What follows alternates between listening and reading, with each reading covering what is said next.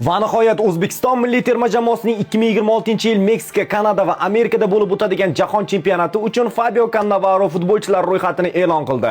Siz videoga like bosib, sahifamga obuna bo'lib qo'ying, shunda mundialga oid eng zo'r kontentlardan qolib ketmaysiz. Demak, men boshladim. Demak, darvozabonlar: O'tkir Yusupov, Navbahor Namangan, Botrali Ergashev, Neftchi Farg'ona, Abduvohid Ne'matov, Nasaf Qarshi. Himoyachilarimiz: Avazbek O'lmasov, OKMK, Jahongir O'rozov, Dinamo Samarqand, Rustam Ashurmatov, Istiqlol Eron, Umarali Eshmurodov, Nasaf Qarshi, Abduqodir Husanov, Manchester City, Abdulla Abdullayev, Dibba Al-Fijayra, Birlashgan Arab Amirliklari, Farruh Sayfiyev, Neftchi Farg'ona, Hojiakbar Alijonov, Paxtakor, Sherzod Nasrullayev, Paxtakor, Behruz Karimov, Surxon. Yarim himoyachilar: Sherzod Esonov, Buxoro, Odil Hamrobekov, Traktor, Eron, Akmal Mazgavoy, Paxtakor, Otabek Shukurov, Banyas, Birlashgan Arab Amirliklari, Jamshid Iskanderov, Neftchi Farg'ona, Jasur Jaloliddinov, Sug'diyona, Aziz G'aniyev, Albate, Birlashgan Arab Amirliklari, Umarali Rahmonaliyev, Sabah, Ozarbayjon. Hujumchilarimiz: Abbosbek Fayzullayev, Istanbul, Bashakshehir, Jaloliddin Masharipov, Istiqlol, Tehron, Dostonbek Hamdamov, Paxtakor,